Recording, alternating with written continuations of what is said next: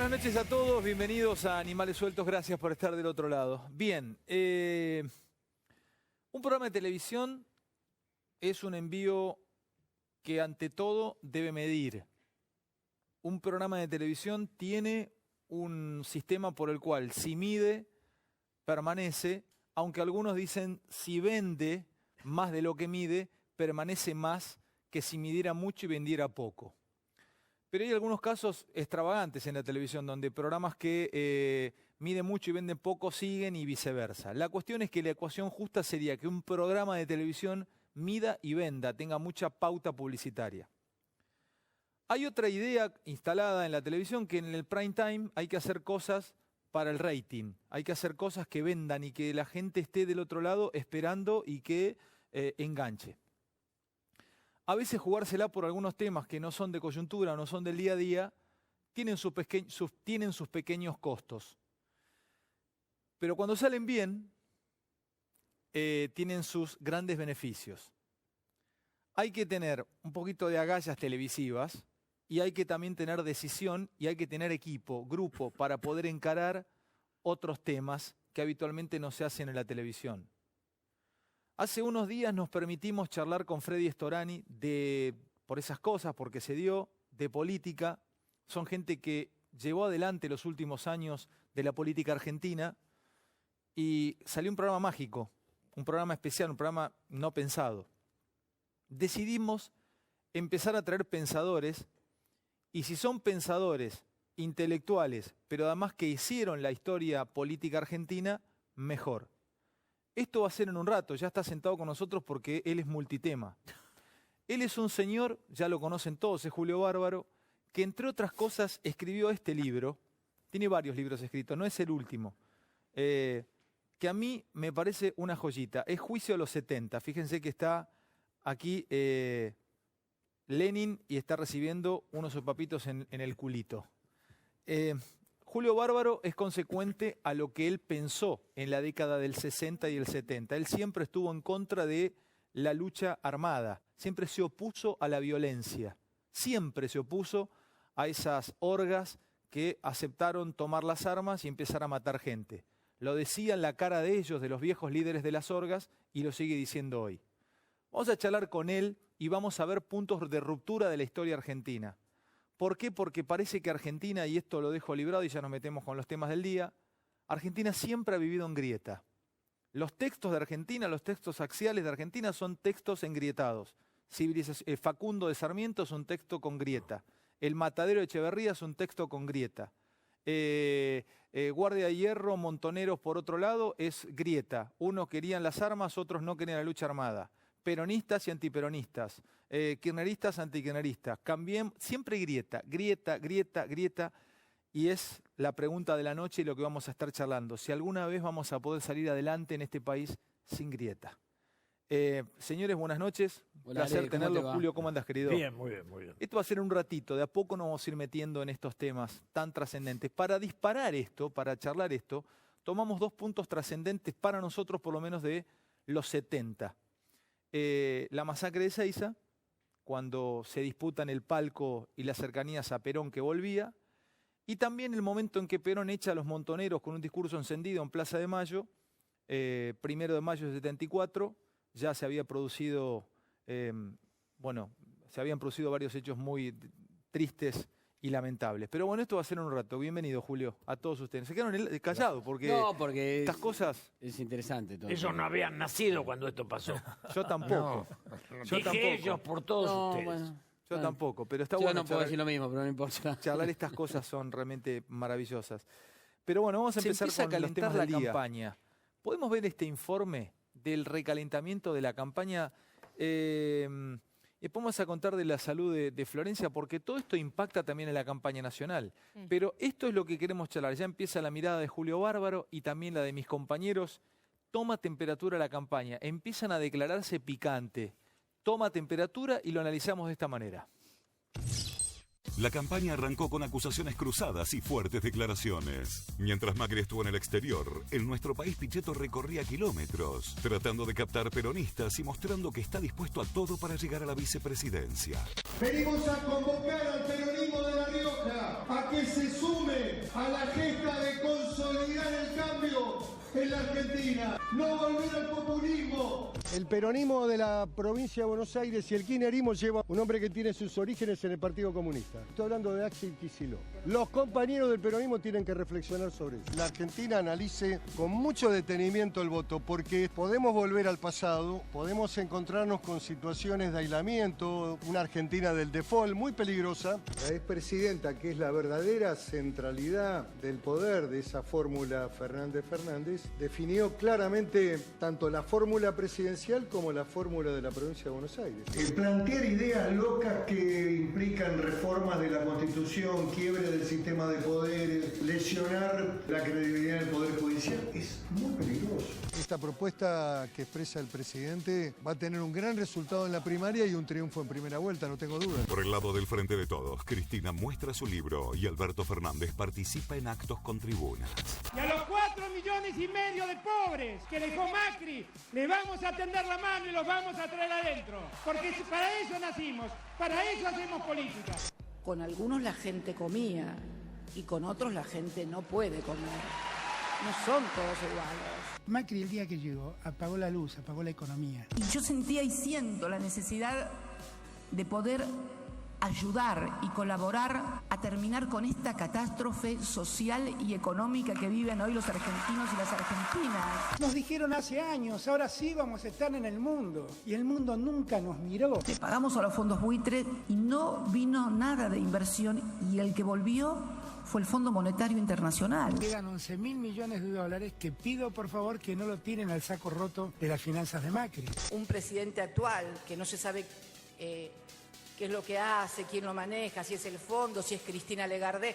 Nadie dice que lo maneja Cristina Legardé al actual presidente. Creo que hacer un debate presidencial con un mentiroso no tiene sentido, ya lo hemos vivido. La vuelta de Macri lo metió de lleno en la campaña con inauguración de obras. Nosotros veníamos hace 3 años y medio de ser uno de los países más cerrados del mundo. Y ese encerrarse es el que nos llevó a la pobreza, a la exclusión, al no crecimiento. Los demás candidatos no quieren bajar el tono de la contienda y también apuestan a las declaraciones explosivas. En el 2019, elegir entre el fracaso del pasado o el fracaso del presente. Hay vida en la Argentina sin Macri, sin Cristina, y es mucho mejor. No era que éramos plateístas, nosotros nos pusimos los cortos para competir y ahora se asustan. ¿Tanto miedo tienen?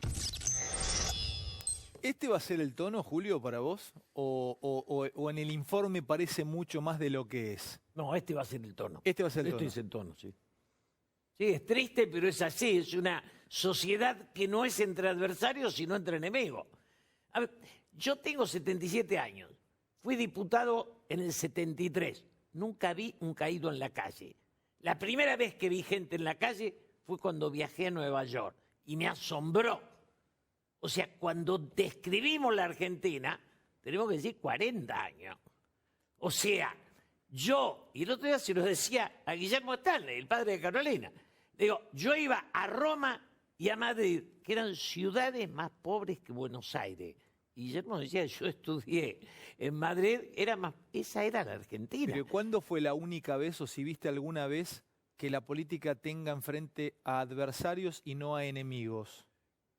Yo creo que eso se da en el 76 con el golpe, en el cual tenemos que ir al exilio, Carmela es española, digo, nosotros, ahí nace la primera fractura con Martínez de Oz, y la segunda hundimiento de la Argentina para mí es el Turco Menem.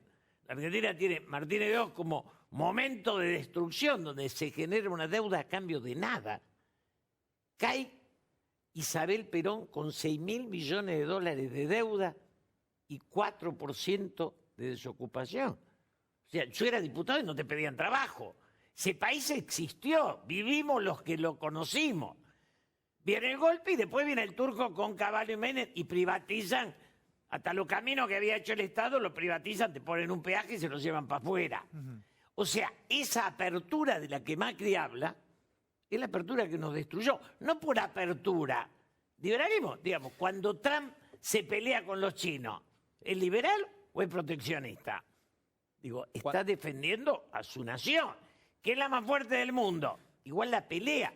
Digo, Ahora, entrando un poquito en Argentina, ¿no? De a poco en la historia que vos viviste y que fuiste parte, ¿sobrevive aún? ¿Podríamos trazar una línea de esa grieta de una década que fue honrada por el kirchnerismo? Y vos le escribiste un libro casi haciendo una autocrítica y una crítica también a la década de los 70.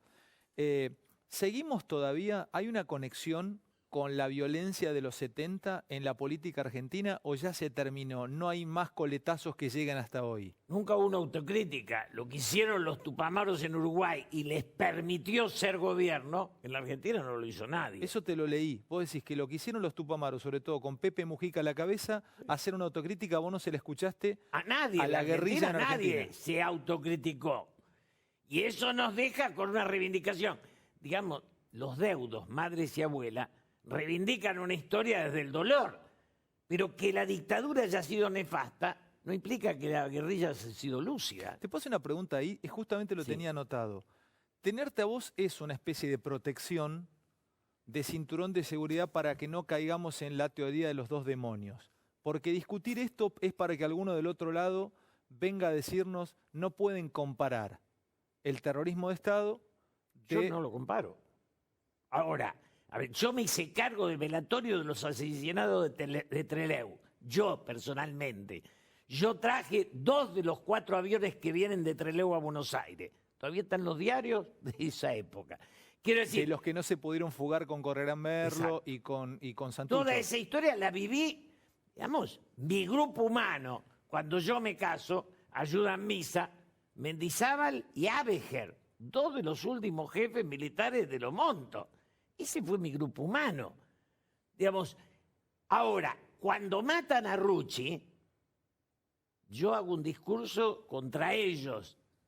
Perón nos convoca y nos dice, por favor, vengan al velatorio para que quede claro que lo mató el ERP. Y nosotros vamos a preguntarle a los muchachos... Pero no lo había matado el ERP. Eso es apenas muerto. Vamos a preguntarle a los diputados y nos dicen, no podemos ir al velatorio por razones obvias. Habían matado ellos y lo asumían. No entiendo, Julio. Montonero. Montonero. Claro. O sea, había 15 diputados de ellos. Entonces, vos vas a agarrarse a los diputados y decís, che, ¿van a venir al velatorio? No, si lo matamos nosotros, te dicen. Ahora, y ahí empieza la guerra en serio. Pero ahí te pregunto, ya que entras en tema, ¿por qué vos, que eras parte de la mesa de trasvasamiento y vos venías de Guardia de Hierro, ustedes estaban en contra de la lucha armada, ¿por qué permitieron que montoneros u organizaciones guerrilleras con el poder de fuego de montoneros les tomaran el poder político o se metieran en el gobierno de Cámpora y ustedes quedaran afuera? ¿Es una traición de Perón a ustedes? No. Es una lógica de Perón. La guerrilla nace con Onganía, la noche de los bastones largos. Ahí nace la guerrilla. Yo era dirigente estudiantil. ¿Es una lógica de Perón eso? Claro, la guerrilla nace en la noche de los bastones largos. Pensá que en la hora de los hornos aparezco yo con el padre de Juancito Grabois, Roberto Grabois, hablando del movimiento nacional. Y nace la guerrilla y Perón intenta que esa guerrilla se incorpore a la democracia.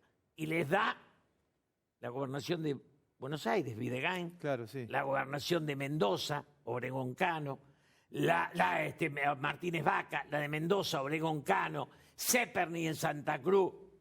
Le da un pedazo de poder enorme. ¿Pero creyendo qué? ¿Que iba a conseguir qué? Invitándolos a participar de la democracia. Ahora tengo una Los pregunta, tipos se Julio. quedan 3 meses, un tiempito, hasta que deciden volver a la violencia, que ahí es la renuncia de los 8 diputados, y renuncia Kunkel.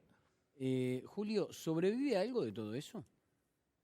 No, sobrevive el guevarismo en América Latina. Solo dio muertes. El Che Guevara... ¿El guevarismo solo dio muertes? Y sí, ¿qué logro trajo el Che Guevara a América Latina? Nada. O sea, la concepción de la violencia termina terrorista, entregan miles de vidas y lo que te da es una autocrítica. Si ni Cuba es hoy lo que quiso ser, ni hablemos de China o de Rusia. Ahonda ahí. O sea, que ni Cuba es hoy lo que quiso ser. No. Cuba es hoy un país que privatizó. No triunfó Fidel. Yo fui hace 4 meses y vi los cruceros que bajaban los yanquis a comprar y negocios privados por todos lados. Ese socialismo fracasó. Digo, lo que queda del marxismo de nuestra generación, que era China, Rusia, Vietnam, Corea, Cuba, de eso desapareció. O sea, Y el en términos marxismo locales, fracasó en la humanidad. Y en términos locales, ¿sobrevive algo de todo eso? Digo, cuando se habla de el miedo a la cámpora, el miedo de la ideología de los 70, que vuelve, ¿qué queda? ¿La soberbia nada más? ¿Queda algo? ¿No queda nada? Queda el infantilismo de asustar a los burgueses. Es muy buena. Queda el infantilismo Genial. De asustar a los burgueses. Asustar a los burgueses. Para divertirse. Para divertirse. Entonces uno dice, acá van todos presos. Entonces espantan votos. Porque la izquierda siempre fue, patel bourgeois, digamos, ser la idea de asusto con una izquierda que no soy. ¿Qué revolución van a hacer? Entonces me parece tristísimo porque hoy hay un esfuerzo muy grande de Alberto Fernández de moderar el discurso, y ha habido un cambio muy grande también de Cristina y también de Kirchner, ¿no? En la primera etapa, cuando, según Julio Bárbaro, ahora nos enteramos que jugueteaba con la izquierda o con la izquierda del peronismo, pero en esa época, justamente teniendo en cuenta estos enfrentamientos históricos dentro del peronismo, la idea era diferenciarse del justicialismo tradicional. La frase, la marchita, nos la metemos, no nos interesa. Digamos, estamos creando algo nuevo. Hoy están abrazados a todo lo que sea el peronismo tradicional, porque sin ese peronismo no ganan. No pueden ganar. ¿Pero qué es el peronismo tradicional hoy? ¿De qué está compuesto el peronismo tradicional? Bueno, parte de ese peronismo es el que se agarraba a los tiros con el peronismo que cuenta Julio Bárbaro. Hoy hablé a 200, con Montoneros o con a 200 delegados gremiales. Te cuento un detalle. Y el sindicalismo también, el sindicalismo, ¿no? Asume Néstor. Y yo invito a almorzar a, digamos, Tulio Alperín Dongui. Que se fue por la noche de los bastones largos. Que se fue por la noche de los bastones largos, y a Beatriz Arlo. En el almuerzo, al final, Cristina le dice a Beatriz Arlo: señora, no hay pensamiento porque falta una generación. Y Beatriz le contesta: señora, si los sobrevivientes no piensan, ¿qué la lleva usted a imaginar que los muertos lo harían? Inviten a Beatriz que lo diga. Yo siempre te digo, ¿te acordás? Fue de una lucidez, porque esa guerrilla era carente de un pensamiento. ¿No pensaba esa guerrilla? No tenía continuidad. Pero una vos lo pregunta, agarrás Firmenich hoy, lo traes acá y bostezamos todo, ¿o no? Te pregunto, a ver, esa guerrilla, escúchame, Julio, esa guerrilla, ¿no se daba cuenta que terminaba haciéndole absolutamente... que terminaba haciéndole funcional a la derecha y terminaba haciéndole funcional a los militares? Porque también te lo he leído a vos. En el Cono Sur, las izquierdas revolucionarias fueron absolutamente funcionales a todos los gobiernos de facto. No lo asumían. Empezaron peleando contra la dictadura y eso fue muy digno. Y ahí era en serio. Y enfrentaron y entregaron vidas contra la dictadura. Lo que pasa es que cuando viene la democracia, no son capaces de entender que es un regalo de la vida esa democracia. ¿Vos hablabas con Firmenich? Nunca hablé con Firmenich. Con todos los demás sí, con él nunca. Hablabas, no sé, de pronto con Santucho hablabas. Con Santucho me cansé de discutir. Con Vaca Narvaja, ahora es candidato, ¿no? Sí, con Vaca nunca tampoco. Pero no, la cúpula esa yo no la quería. ¿Con Galimberti hablabas? Galimberti fue mi compañero de toda la vida. Cuando vos hablabas escuchábamos misa juntos y él se ponía piedrita en la rodilla para sufrir cuando éramos católicos de 20 años. Galimberti. Sí, Rodolfo. Bien, pero hablabas con Santucho. O sea, sí, claro, con bueno, Santucho cuando hablabas con Santucho, que estaban fundando el ERP, o sea, habrás hablado con Santucho cuando estaba en el PRT, después cuando fundó el ERP. Bien, cuando hablabas con ellos, ¿vos les tratabas de explicar que no servía para nada la lucha armada y poner bombas y matar gente? Nosotros salimos diputados el 11 de marzo y asumimos el 25 de mayo. A los 4 días nos envían a Trelew a 5 de nosotros. Mera Figueroa, Díaz Ortiz, Muñiz Barreto, yo y otro más. Y vamos, y yo me quedo un mes en Trelew hablando con los presos, que después los traigo. Digo, no podías hablar porque el fanatismo de ellos, tanto así que cuando los liberan, que los traemos los aviones, abrimos la puerta y salen al mundo, los tipos, digamos, nunca creyeron que el peronismo los pudiera liberar. En la cárcel, ¿qué van a ustedes a liberar? ¿Estás hablando del devotazo? Estoy hablando, ¿Los liberaron claro. cuándo? ¿En el devotazo? Y en el devotazo es cuando Cámpora se enfrenta con Perón, porque Perón era un hombre de orden y quería que la cárcel la abriera el gobierno. Y los Montos querían que el pueblo, o sea, la multitud, rompa la puerta de la cárcel. ¿Cuál es la diferencia? ¿Perón quería que qué? Perón era un hombre de orden. O sea, a Perón nunca se imaginó un devotazo. No, pero además ahí se enoja con Cámpora. El enojo con Cámpora está ahí. Pará, es buenísimo esto. O sea, que uno de los puntos de ruptura de Perón con Cámpora y después vuela Cámpora el tiempo es el devotazo. Es el hecho de que Cámpora tenía al Bebe Regui, tenía a Héctor Cámpora, tenía a los sobrinos. Él se enamora un poco de la guerrilla. Cámpora era un odontólogo de San Andrés de Giles conservador. A ver si no entendemos. Que era leal en una época donde leal era una rareza, porque el peronismo era una caterva de sublevado. Todos estábamos sublevados. Vos ibas al peronismo porque era el lugar donde decías lo que querías y te peleabas con quien quería. Cámpora lo veíamos como alcahuete. Perón lo elige, pero lo elige para que siga. Cámpora se enamora de los sobrinos. Digo, Mario Cámpora es un buen tipo, pero, digamos, se enamora de eso y le da un poder de pensamiento que el viejo no quería. Entonces, la noche del devotazo, que es Devoto, que es Trelew, ese momento es cuando Perón se enoja realmente y le dice, es buenísimo lo está contando Julio. ese no es el país que queremos, que es el país del orden, que es el Ezeiza. ¿Pero eso se le fue de las manos al tío Cámpora? ¿O porque el devotazo? Lo manejaron los montoneros. Lo manejaron los montoneros. En el Congreso ese día, salvo dos personas que se opusieron, Frugón y Rey y la diputada Guzmán de Jujuy, ¿te acordás? Todo el mundo levantó la mano. Pero arriba estaban ya todos los montoneros gritando. Pero levantar la mano era una cosa para la ley, pero la idea era que salieran sin la ley. Nosotros nos pusimos a pelear para que la ley le diera una legitimidad, un sustento. Sí, también se fueron, el mayor narcotraficante del mundo salió ¿Pero caminando. Ahí salían todos. Bueno, ahí que sí, claro. Eso, lo de Chiappe era un detalle. Sí. Pero digo, el tema central era que el Estado, para los Montos, era la sublevación y para Perón era un orden. Ahora, Julio, y ese conflicto era grande. Perdón, recién decías en Trelew que era difícil, digamos, el diálogo por el nivel de fanatismo que manejaban, claro, que era imposible. Y respecto a la pregunta que te hacía Fer, ¿no? Si vos veías algo de eso hoy, ¿vos crees que el kirchnerismo todavía tiene esa dosis de fanatismo? Sí, yo creo que ven el fanatismo como una virtud. Como una virtud. Qué bueno es. Escuchá lo que es buenísimo. El fanatismo es la venda que te tapa, es la ceguera que necesitas para no dudar. En política hay que dudar. Perón era un tipo que vivía dudando, no era un fanático. En política hay que dudar, es bueno dudar. Yo siempre repito la frase de Camus, debería existir el partido de los que no están seguros de tener razón, sería el mío. Repetime esa frase hermosa. Debería existir el partido de los que no están seguros de tener razón, sería el mío. Albert Camus. Albert Camus. Ahora, bueno, no, porque él dice que te cega y escuchándolo a Alberto, digamos, defender algunas cosas que realmente son difíciles de defender, cuando él dice, leí todas las causas de Cristina y no hay absolutamente nada, en ninguna acá hay una persecución política, parece enceguecido, y cuando vos hablás con sectores del kirchnerismo, ni siquiera dan este debate.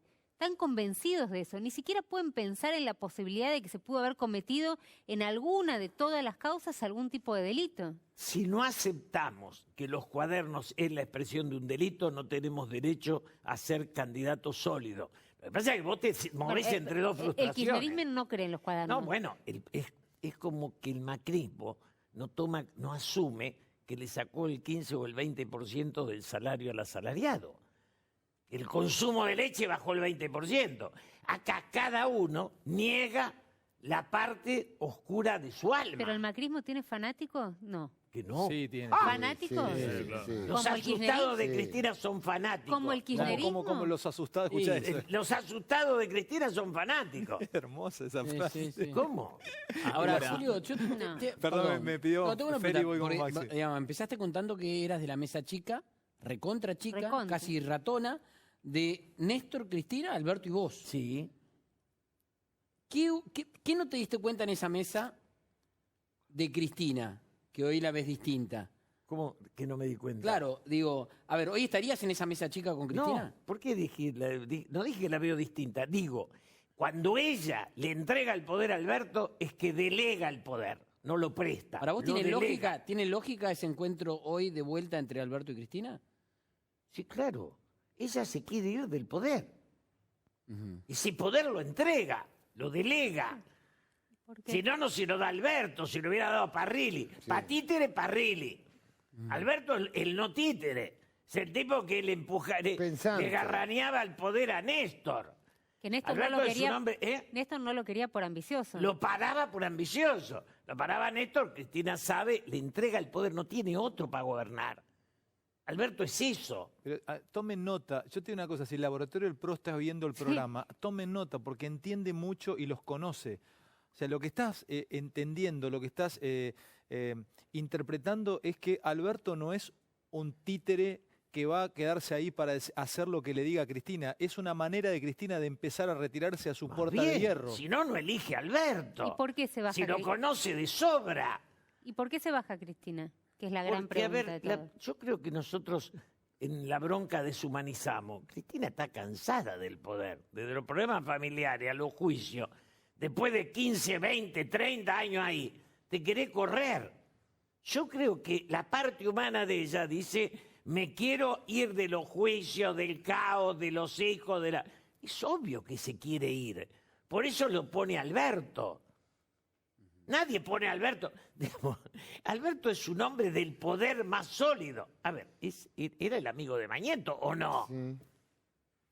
Siempre se llevó bien con la embajada de Estados Unidos. A ver si nos entendemos, pues si no, le damos ideología, el Bueno, odio se opuso al acuerdo con Irán, al memorándum, Más bien. y se opuso a la ley de medios, vale Pero- decir. Embajada y Clarín, si querés poner las dos dos cosas que términos, acaba de está traer. ¿no? Entonces, ese es Alberto. Ahora, obviamente, lo ponen de candidato, no va a hacer nada hasta que no asuma. Ahora, cuando asuma, el poder es de él.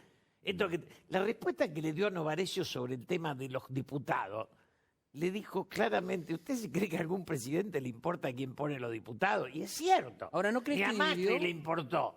¿No Ni a crees que Macri. dividió el poder? ¿Quiere? Lo puso Alberto y dividió el poder en la Cámpora en la provincia de Buenos Aires también. Sí, es cierto. Pero el poder real en la Argentina es el presidente de la Nación. Sí, el único. ¿Viste? Porque el lugar de... Cristina sabe cuál es el lugar de Michetti o cuál era el de Scioli. No es que se lo tienen que contar.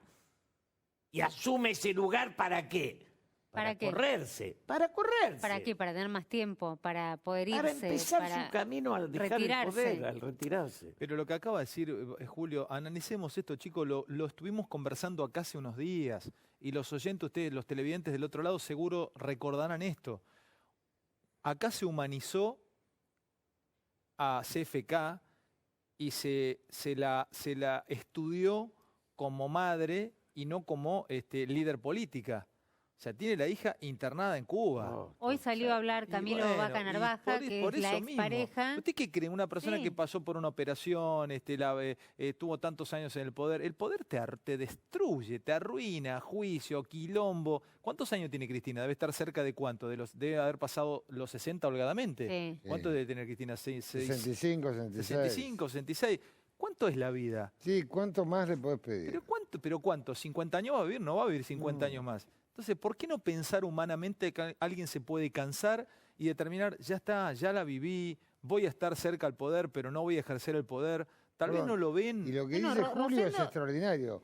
Para nombrar un títere y manejar ella pone otro. Pone a para Parrilli, gobernar, es ideal. para gobernar lo pone Alberto. Pero no gana, pero Parrilli no gana, digamos. Puede- Está bien, pero te quiero decir, ella sabe lo que maneja. Cuando puso a Scioli, puso a alguien a que podía manejar. Cuando pone a Alberto, pone a alguien a quien Bueno, sabe hablando, que no puede manejar. hablando de manejar, perdón, Maxi, pero hablando, así me meto ahí. ¿Perón pensó que podía manejar a los Monto? No tenía otra salida que intentarlo. No tenía Otra salida que intentarlo. Por eso lo pone a Galimba. Le da la Secretaría General a Galimba. Y el loco que fue un gran tipo, que fue, digamos, ¿qué es la característica de Alimberti? Era un aventurero, no un militante. Militante es el que tiene una causa. Aventurero es el que se pone en la ola del momento, sea cual fuere la causa. Por eso terminó como terminó. Terminó con Bungibor. millones, sí. Porque en ese momento era Bunge, él navegaba a eso. Ahora, jugaba su vida, ¿eh? Él tiraba con el cuerpo de él, no mandaba a tirar a otro. Digamos, él era valiente, persona valiente. Que los otros, digamos, nosotros tenemos una conducción guerrillera que nunca fue al tiroteo. Que eso es también lo que los deja a los tres jefes en situación de no explicar nada. O sea, Carnaval y perdía. ¿Por qué? Yo te pido respuestas a vos, Julio, y casi como si fueses un maestro acá dándonos una pequeña clase abierta, y ahora vamos a ver un momento histórico de Argentina, pero no vamos a ir al extracto, vamos a ir al crudo, porque genera una tensión, y para poder entender la Argentina tenemos que ir a estos momentos de ruptura. Lo vamos a mostrar tal cual fue en ese momento. ¿Por qué le matan a Rucci los montos a Perón? Y también te voy a preguntar, después de ver el tape, el archivo, si Perón los echa de la Plaza de Mayo porque se saca, se vuelve loco, se enoja. ¿Qué pasa? ¿Qué pasa, general? Está lleno de gorilas el gobierno popular, se saca, se calienta y los manda a cagar y se van todos los montoneros, recogen la bandera y se van. Pero primera pregunta, ¿por qué crees vos, cuál es tu interpretación de por qué los Montos le matan a Rucci, que era un hijo pródigo de Perón? Porque el señor Firmenich le agarra el ataque de celo porque Perón saca el 63% de los votos. Rucci muere a los 4 días. A los 4 días, exactamente. Es una historia, esa es la conducción de la guerrilla, le dice a Perón, vos ganás elecciones, pero yo soy el poder militar. Y esta es la definición clara.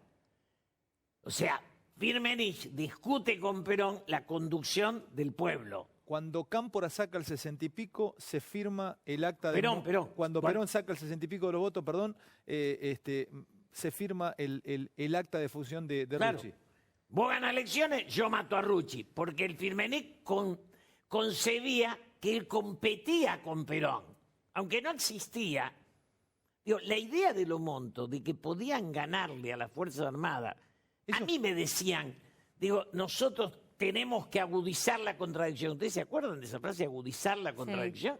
Sí. Es confrontar, porque donde venga el golpe, el pueblo va a estar con nosotros, te decían. Siempre el sueño de que el pueblo lo va a acompañar.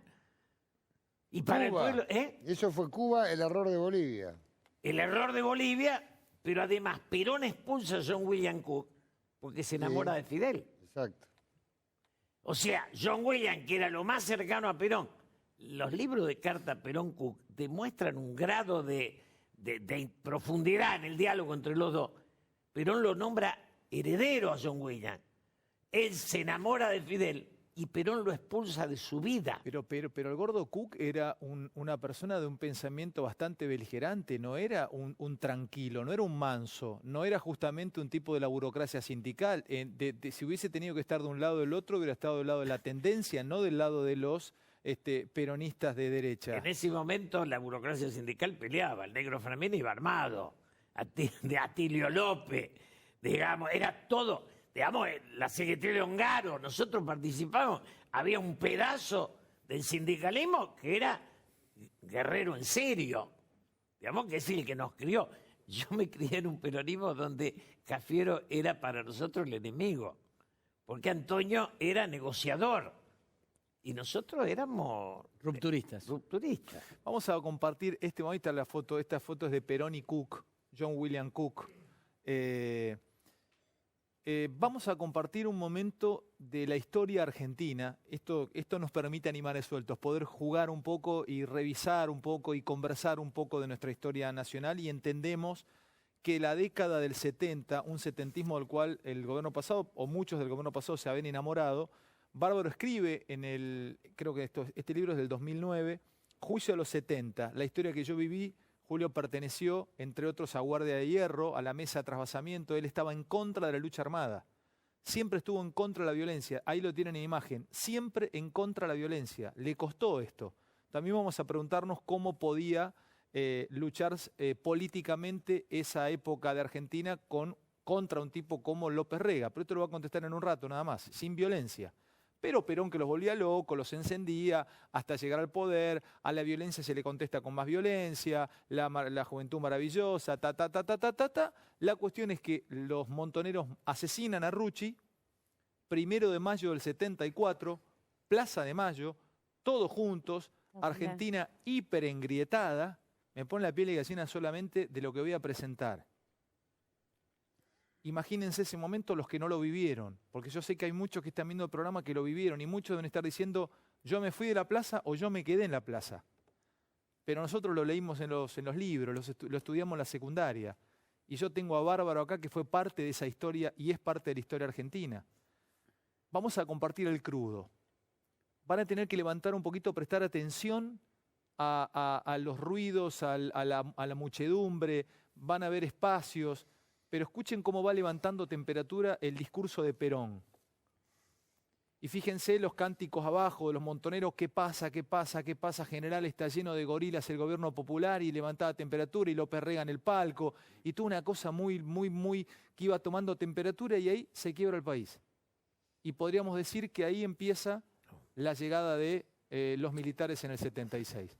Vean esto, el crudo.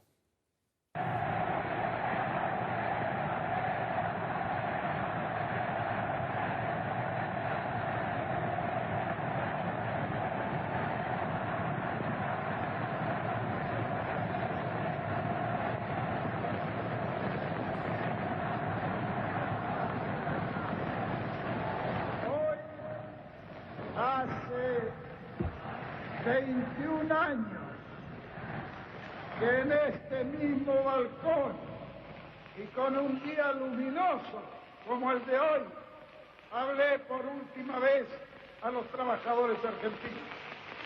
Fue entonces cuando les recomendé que ajustasen sus organizaciones porque venían días difíciles.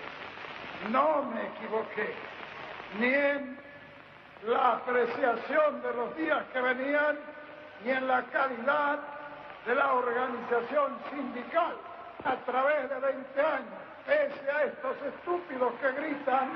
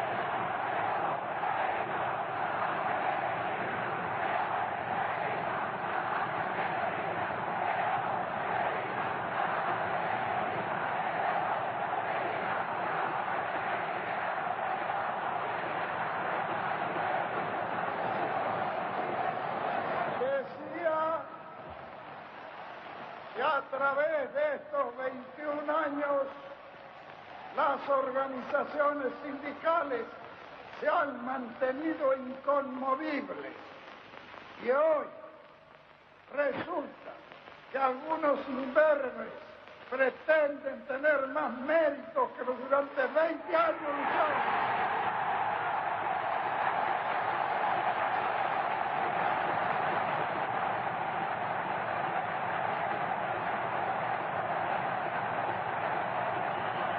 Bueno, este es un momento, nos estábamos todos helados recordando eso. Qué tensión, ¿no? Qué energía que había ahí. Te propongo que alguna vez lo inviten a Jorge Rulli.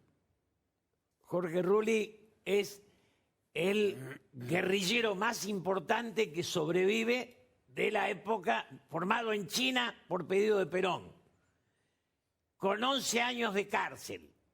Le vas a encontrar unas cuantas cicatrices de bala. Estuvo en Punta Carreta, digamos, o sea, se educó en China y hoy es un pacifista, pero él es el último guerrero en serio que nació en el peronismo, no soportó a los Montos, estaba muy por encima, Y Rulli es quizá el dueño de un mensaje de una gran riqueza, porque él es muy anterior a los Montos. Y él te puede contar una historia. Para ser formado en China, militarmente, Ahora por ahí, un acuerdo Julio, de Perón y Mao. pero vos me perdés ahí. Porque Digamos, no solamente era claro. el problema de los Montos, coincido la conducción esta, en algunos casos delirante, sino que también Perón, con esa frase y demás, también le da la señal al otro sector que también convivía en el peronismo, de la AAA y de sectores que salen a cazar. No era así, no es así. Salen a cazar. No es así. Montonero y sectores del sindicalismo que salen a... No estoy de acuerdo. Y empiezan a darse con todo. No estoy de acuerdo. De un lado y de otro. Primero, a ver, yo iba a los velatorios de los sindicalistas que mataban. Porque ahí estaba con Perón, estaba López Rega también. Primero, López Rega es un pedacito así del gobierno de Cámpora.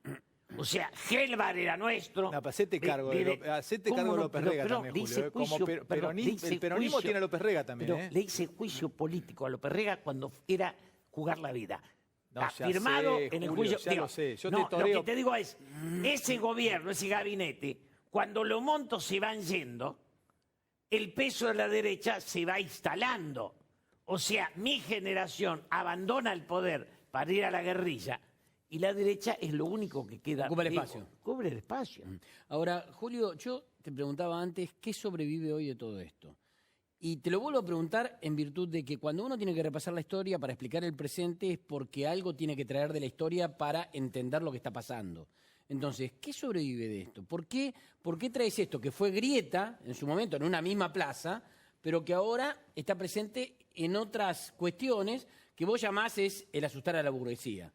Yo creo que habría que recuperar el abrazo Perón-Balbín con el encuentro con Frondizi y los conservadores. Eso que fue la amplitud. Y en eso instalar el futuro.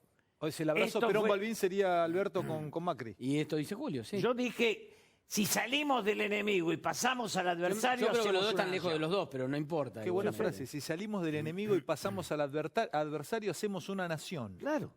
No hay nación con dos pedazos, hermano. No hay. Digamos, ¿qué hicieron los yanquis con el problema de los negros? Tenían el Ku Klux Klan y Luther King. Pusieron un presidente negro, se acabó la historia. O sea, si vos no haces una síntesis que supere... Yo le dije a Mauricio Macri cuando asumió, me quería dar un cargo, siempre te quieren dar un cargo para que no hables más, pero un cargo o una embajada, ¿viste? Entonces le dije, o llamás a la unidad nacional y trascendés en la historia argentina, apenas asumís y tenés poder, o lo llamás al final de tu mandato cuando ya no tenés fuerza para hacerlo. ¿Esto fue cuándo? Cuando apenas asumió. Cuando apenas asumió Mauricio, que era mi amigo en ese instante. Pero ¿a quién iba a llamar a la unión si Cristina no le fue a la entrega del bastón? Perdón, pero cuando me expulsan a Emilio Monzó, a Federico Pinedo, a Mazzó, a Frigerio, expulsan la política. Ganaron los Mario Quintana, pero esto pasó los compradores de farmacia, los liquidadores de clase media. La expulsión esa pasó hace 10 minutos. La expulsión esa pasó hace 10 minutos. Sí, claro. No fue al principio. Ahora, cuando vos decís, no hay nación con dos pedazos, y se necesita el abrazo Macri... El encuentro. Alberto, el encuentro. Está bien. Significa además también que no hay alguien que esté sintetizando ese abrazo sin que estén esas dos partes. Exacto. No hay una figura que surja... No hay. O sea, que necesariamente tienen que ser esas dos partes. Sí. Abrazadas o juntas. Quisimos hacer la tercer pata y se fueron todos. El culpable, vamos a descubrir quién fue el culpable. Pero el espacio del medio, que lo quería mucha gente, no está. Entonces, yo necesito ayudar a bajar los odios, porque tengamos claro que nadie elimina al otro. Ni Macri elimina al kirchnerismo, ni el kirchnerismo elimina a Macri. El otro es parte de nosotros. No, pero en esta elección se juega eso, no parecería que hay muchas más opciones. Uno tiene la impresión, no sé qué opina Julio Bárbaro, pero uno tiene la impresión que si Macri gana, va a tener la opción o gira con Pichetto saliendo a buscar algún acuerdo con todos los gobernadores y con parte de la oposición peronista. Para eso lo tiene ahí a Pichetto, más allá de que ratifique... ¿Con cuántos gobernadores, Max?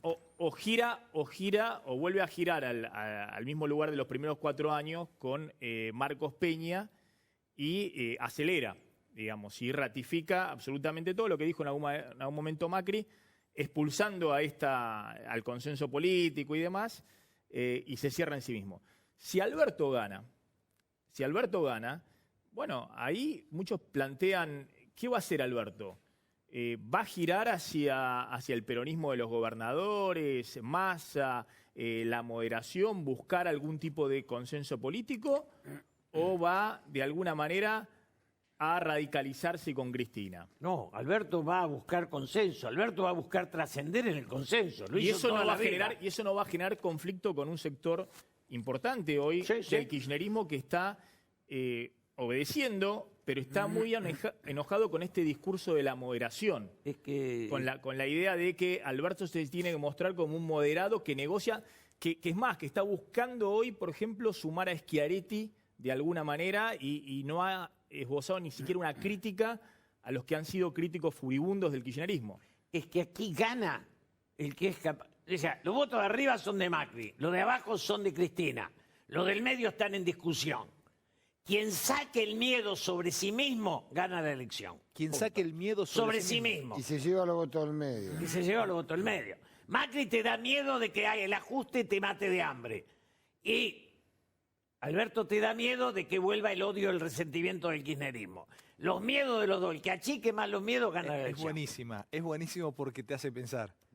Es buenísimo. Del otro lado debe haber mucho diciendo totalmente. Te hago una pregunta. Voto al que menos miedo me dé. ¿Y vos a qué le tenés miedo?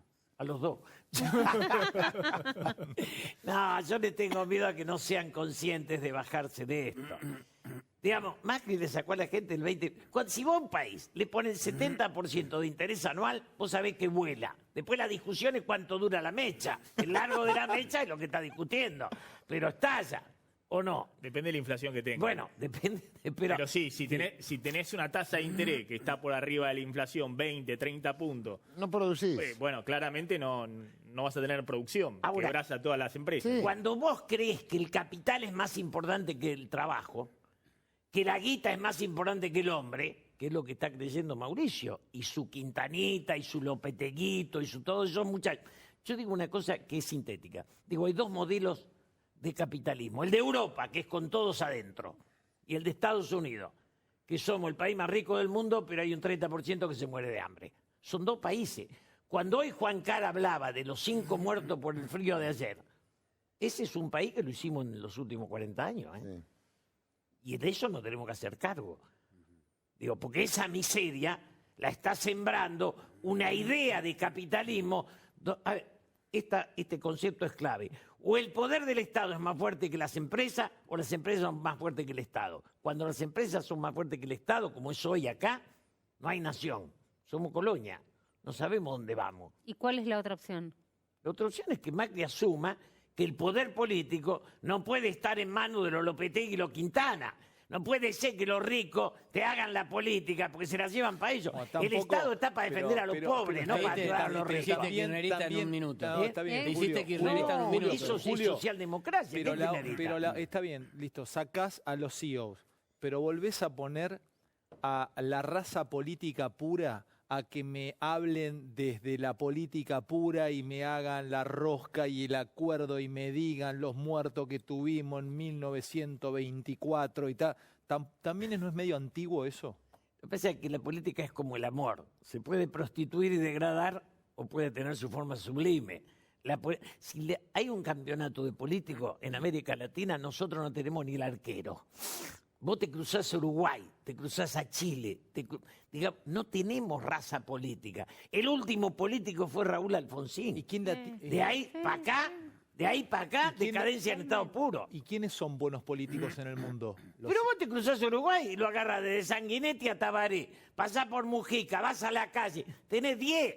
Chile te también. pasás a Chile, ¿pero cómo? Gana Piñera y se va Bachelet a desayunar a la casa para arreglar el acuerdo. Son naciones que crecen al 2% anual, cuando nosotros bajamos al 1,5 o al 2, ¿o no? Sí, hay partidos políticos, acá hay liderazgos individuales. Individuales. Son los que ordenan la política. Y hay otra generosidad. Se piensa en la nación. Yo pensé que iba a ser un punto de inflexión en Argentina y te voy a pedir que me des algunas referencias. Ahí va. Cuando llega Bergoglio y se convierte en Francisco. Vos sos egresado de El Salvador, sos politólogo de El Salvador. Sí. Francisco Bergoglio, en realidad, pertenece a ese movimiento de curas del tercer mundo. No. Claro, era Camilo Torres, en realidad, el que representaba ese tipo de curas. Pero Bergoglio... Cuando viene la madre de Camilo, que yo tengo por ahí una foto con ella, Abeger Mendizábal y de Gregorio, la revelación es Camilo, y Norberto Abeger escribe un libro, Camilo Torres, el cura guerrillero, que lo repartimos por todo el país. ¿Pero qué era Bergoglio? ¿Bergoglio no era guardia de hierro o no lo fue nunca? No, el primer tipo que di guardia, que fue el Salvador, fui yo. O sea, ¿Fuiste que no al me la pueden colegio contar. ¿Cómo Yo fui a la Julio? universidad. Es distinto, ojo, no mezclen, ¿eh? La universidad que fue Julio es distinto al colegio que fui yo. No, claro. Bergoglio fue rector en mi colegio, y profesor en mi colegio, que es jesuita.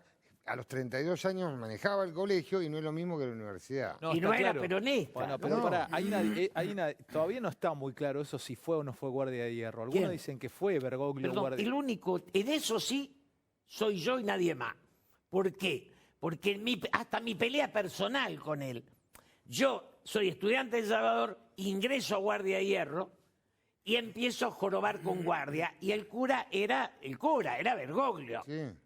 Entonces, él, cuando ve que se le casan los curas en fila india, en El Salvador, a los jesuitas, que podía ser Casa Galarraga, Pruden, Rodríguez Lonardi, en fila, se quiere sacar la universidad de encima. Y se la da a Amelia Podetti, que era una intelectual brillante, ligada a guardia, pero muy por encima. Amelia se muere enseguida y queda Cacho Piñón. ¿Pero qué él era entonces? ¿Qué era? Si yo tuviese que hacer una autopsia Él estaba ideológica de Bergoglio, yo lo ¿qué hablé era? con él y lo discutí con él, lo tengo escrito con él de debate. Los curas del tercer mundo creían que la ideología era más importante que la fe. Bergoglio dio la vuelta y dijo, la fe es más importante que la ideología. ¿Me repetís eso? Los curas tercermundistas... Los curas del tercer mundo, a mí me casa Alejandro Mayol, mi confesor era Carlito Mujica, creían que la ideología era más importante que la fe. Se habían enamorado del marxismo. Diálogo entre católicos y marxistas se hace en la UBA y habla Rosales y Mujica. Y te hablo de ese momento que venía el diálogo entre los católicos y los ¿Cómo podían marxistas. enamorarse de una ideología que negaba la religión? O Porque, el marxismo bueno, era ateo. veníamos con Teilhard de Chardin. Teilhard de Chardin es la primer concepción del devenir humano de Darwin desde el catolicismo. O sea, nosotros teníamos a Emmanuel Mounier, que era, digamos, el personalismo, y Lebret, que es el cura francés, que es el que hace justicia social en Francia. Digamos, teníamos todo un pensamiento. Él se enamora, digamos, se impone como el hombre de la fe y siempre desarrolló la santidad, nunca Julio, la política. Pero vos que lo conocés perfectamente bien, todavía no terminás de definirnos, si es que existe esa definición, a lo mejor no la Sí. existe también, ¿dónde lo ubicás a Bergoglio? En la fe, en la absoluta fe. Y lo he discutido. Esa es fácil, Julio. No, Dale, no, contéstala, pero esa es fácil. Pero en No, no. política, ¿dónde lo ubicás? No, en política él siempre quiso estar con los pobres y en contra del poder. Es un Estuvo en pastor, contra de un Cristina, jesuita. de Néstor, de Cristina y de Macri. Pero él es un hombre de fe. Yo salgo de hablar con él, en serio lo digo, y siento que esa espiritualidad la percibo a fondo. Es una cosa... Hablar con Bergoglio es hablar con un personaje que vos sentís distinto. Digo, ¿por qué se lo ha puesto de este lado de la grieta, digamos? Hoy como si fuera enemigo de Cambiemos y cercano al kirchnerismo. Yo digo, la vida nos regaló un papa y nosotros florecieron los ateos agresivos. Si no, digamos, lo que Dios nos regale lo usaremos para pelearnos entre nosotros, muchachos, porque esa es la concepción que tenemos de la vida. El Papa tenía que estar o con la derecha o con lo más humilde. Eligió lo más humilde, que en este momento vive en la coyuntura del kirchnerismo. Pero si le sacá el kirchnerismo con Macri...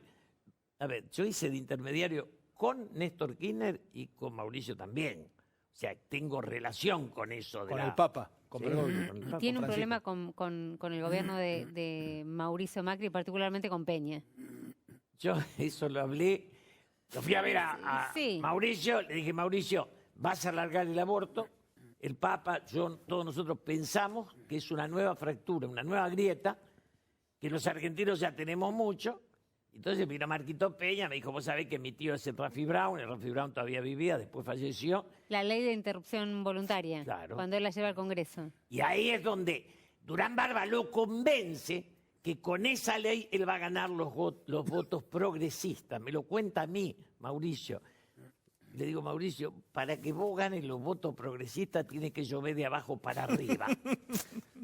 Digo, porque vos le ves la cara a Mauricio, le sacás la foto y no hay un progre que lo vote, ¿o no? Entonces nos dejó otra grieta, que es el pañuelo verde celeste. Y yo me tengo que pelear con tu amiga Carmela, que me tiene podrido.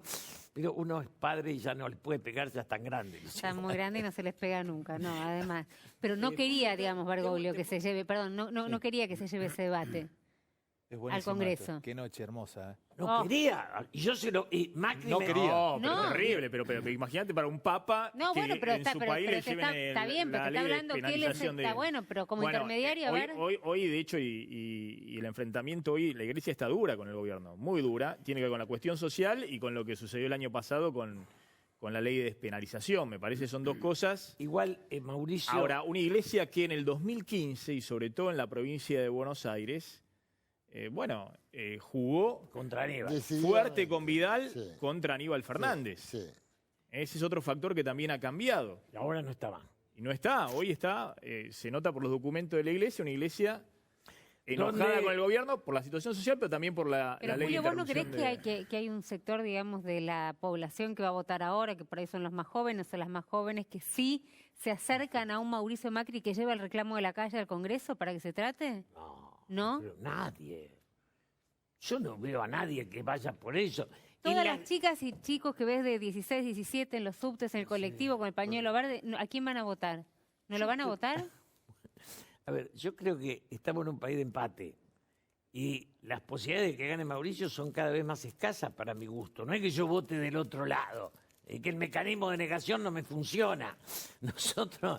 Yo hoy hablé ante 200 delegados sindicales a la mañana, y vos ves que el macrismo en la provincia, digo, está perdiendo en Pergamino. Digamos, las PASO nos mostraron una debilidad institucional de Macri, donde un tipo que sacó el 72 para ser presidente en Córdoba, ahora perdió la capital. Porque hay alguna explicación a por qué Francisco, tal vez es una explicación desde la fe,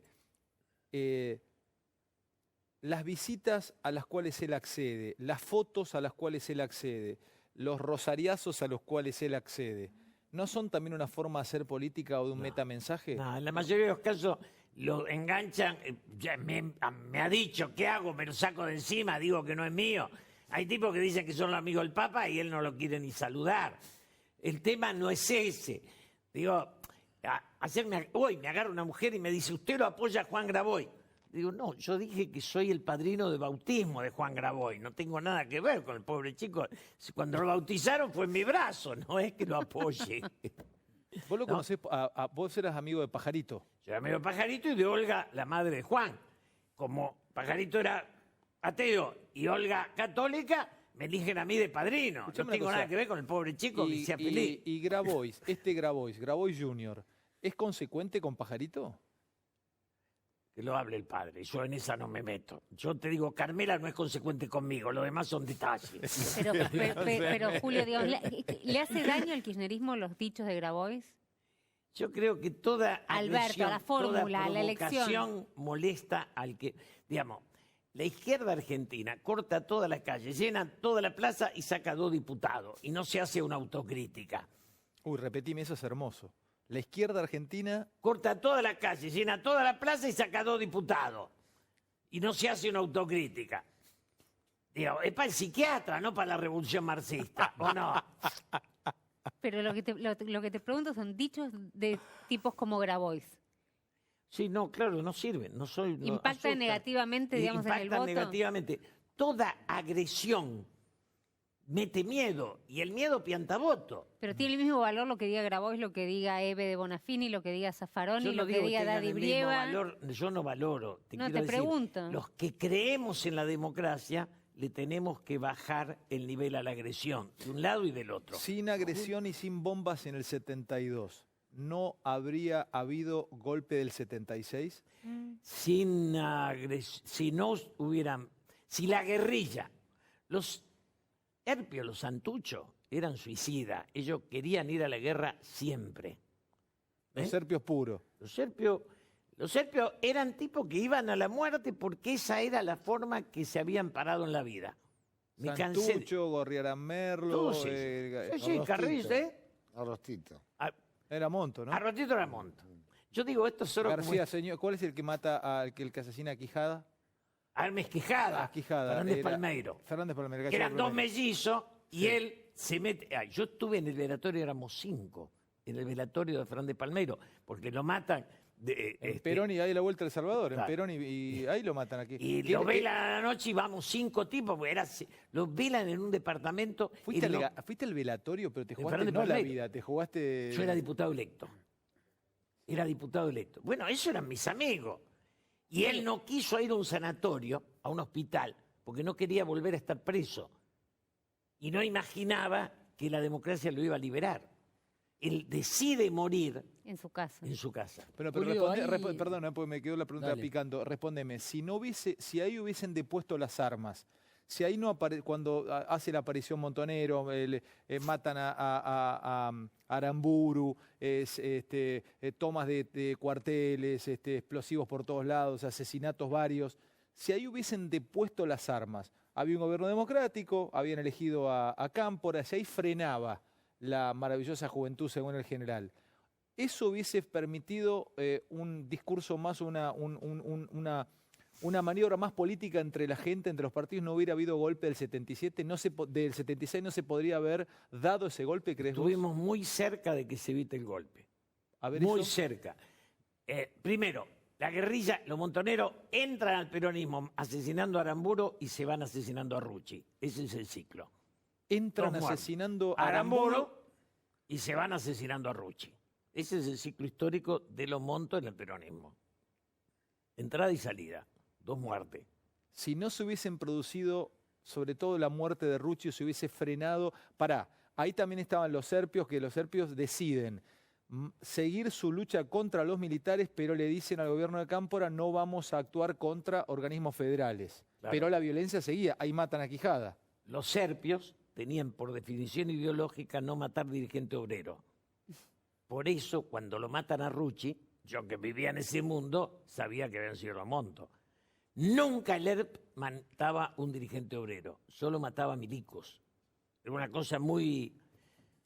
Un código. Horrible, ¿no? Ahora te estamos dando código, pero no es código eso. El código de la guerrilla. Una norma, te estoy diciendo. Perdón, Marian, si vos Ahora sos vos fíjate que una norma de los guerrilleros estos. Pero fíjate que hoy vos lo tenés a Vaca Narvaja como candidato, mientras Claudia Rucci le tiene que escribir una carta abierta, ¿no? Digo, qué locura de lo que venimos a donde estamos también hoy parados. ¿Cómo? Claro, Claudia Rucci lo que está repudiando es la candidatura de Vaca Narvaja. Conectame ahí, a ver. Vaca Narvaja es... Montonero. Asesino de Rucci. Exacto, de Claudia Rucci. Ahora es candidato en estas elecciones. Pero no ese Vaca Narvaja. Sí. Claro que sí, ¿cómo que no? Es ese. Ese Vaca Narvaja. Bariloche. Entonces la tenés a Claudia Rucci en una carta abierta diciendo de qué estamos hablando. Claro. Toda esa locura deriva... Candidata, ¿no? Bueno, está bien, pero es la víctima. Pero por supuesto, sí. Pero Claudia víctima.